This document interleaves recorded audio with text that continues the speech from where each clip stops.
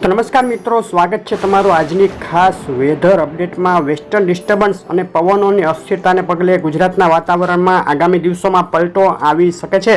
અત્યારે એક western disturbance ઉત્તર ભારતમાંથી પસાર થઈ રહી છે, જે હજુ આગામી 2 દિવસ 11 અને 12 એપ્રિલ સુધી પસાર થશે અને તેનો 500 HPA ઊંચાઈનો ટ્રફ દક્ષિણ દિશા તરફ નમેલો છે અને ગુજરાત ઉપર થઈ અરબ સાગરમાંથી પસાર થઈ રહ્યો છે, જેને લઈને ગુજરાતમાં વાતાવરણમાં અસ્થિરતા આવી શકે। નીચલા લેવલના પવનોની દિશામાં ફેરફાર થશે। પશ્ચિમ દિશા તરફથી પવનો ફૂંકાઈ શકે છે 11, 12, 13 એપ્રિલ દરમિયાન અને ગુજરાતના વાતાવરણમાં અમુક વિસ્તારોમાં પલટો આવશે। આગળ વાત કરતાં પહેલાં વિડીયો લાઇક કરી નવા મિત્રો ચેનલ સબસ્ક્રાઈબ કરવાનું, ફેસબુકના મિત્રો પેજ ફોલો કરવાનું ભૂલશો નહીં। અત્યારે તમે જોઈ રહ્યા છો નીચલા લેવલના પવનોનો 11 અને 12 એપ્રિલ માટેનો ચાર્ટ, જેમાં જોઈ શકાય કે કેટલાક વિસ્તારોમાં અસ્થિરતાનો માહોલ ઊભો થઈ શકે છે। મુખ્યત્વે સૌરાષ્ટ્રમાં, દક્ષિણ સૌરાષ્ટ્ર, પૂર્વ સૌરાષ્ટ્ર, મધ્ય ગુજરાતના અમુક વિસ્તારો તેમજ અમુક વિસ્તારો ઉત્તર પૂર્વ ગુજરાતના। હવે 11, 12 એપ્રિલે કયા વિસ્તારોમાં વાતાવરણમાં પલટો આવવાની શક્યતા તેની વાત કરીએ તો સૌરાષ્ટ્રના કેટલાક વિસ્તારોમાં વાદળો છવાઈ શકે। તેની સાથે દક્ષિણ ગુજરાતના કાંઠા વિસ્તારો, મધ્ય ગુજરાત, અમદાવાદ આસપાસ અને ઉત્તર ગુજરાત, બનાસકાંઠાથી લઈ અરવલ્લી અને કચ્છના અમુક વિસ્તારોમાં પણ 11, 12, 13 એપ્રિલ સુધી છૂટાછવાયા વાદળો છવાઈ શકે છે। ગરમીના પ્રમાણમાં આ તારીખોમાં થોડી રાહત મળશે। 2 થી 3 ડિગ્રીનો ઘટાડો થવાની શક્યતા છે।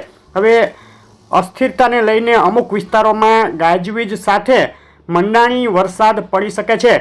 ખૂબ જ છૂટો છવાયો વરસાદ હશે, એકલ દોકલ વિસ્તારો માટે જ હશે, ખાસ કોઈ મોટા માવઠાની શક્યતા નથી। મુખ્યત્વે પૂર્વ સૌરાષ્ટ્રમાં ભાવનગર જિલ્લો, અમરેલી, ગીર સોમનાથ જિલ્લો, રાજકોટ જિલ્લાના એકલ દોકલ વિસ્તારો, બોટાદ જિલ્લો, બોટાદથી અમદાવાદથી વચ્ચેના વિસ્તારો, કચ્છમાં ભુજ આસપાસના એકલ દોકલ વિસ્તારો, ઉત્તર ગુજરાતમાં બનાસકાંઠા, પાટણ, સાબરકાંઠા, અરવલ્લીમાંથી એકલ દોકલ વિસ્તારો, આટલા વિસ્તારોમાં ક્યાંક ક્યાંક ગાજવીજ સાથે છાંટછૂટથી લઈ અને હળવા ભારે ઝાપટા 11 અને 12 એપ્રિલના દિવસે પડી શકે। મુખ્યત્વે બપોર બાદ વાતાવરણમાં પલટો આવે અને ગાજવીજ સાથે આ વિસ્તારોમાં વરસાદ નોંધાય।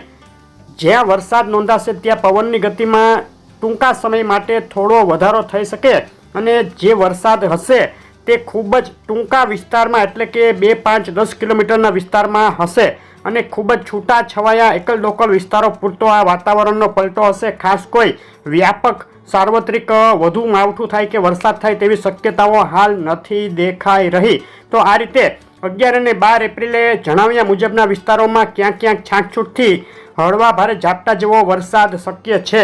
હવે તાપમાનની વાત લઈ લઈએ તો અગાઉ કહ્યા મુજબ 11, 12, 13, 14 તારીખમાં અત્યારે જે કાળઝાળ ગરમી છે તેમાં થોડી રાહત મળી શકે। 2 થી 3 ડિગ્રીનો ઘટાડો શક્ય, પરંતુ ત્યારબાદ 15 એપ્રિલથી ફરીથી તાપમાનમાં વધારો થાય અને 20 એપ્રિલ સુધી ફરીથી એક હીટ વેવનો રાઉન્ડ આવી શકે છે।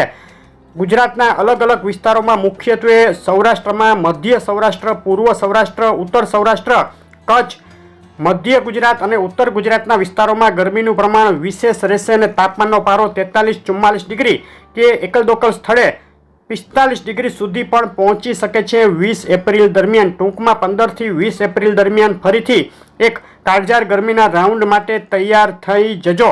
આગળ ચોમાસા વિશેની ખાસ અપડેટ 1, 2 થી 3 દિવસમાં જ આપવામાં આવશે। ચોમાસાની શરૂઆત ક્યારે થશે કેરળમાં અને ગુજરાતમાં ચોમાસાની શરૂઆત થવાની તારીખ સાથેની અપડેટ આપવામાં આવશે, તો જોવાનું ચૂકશો નહીં।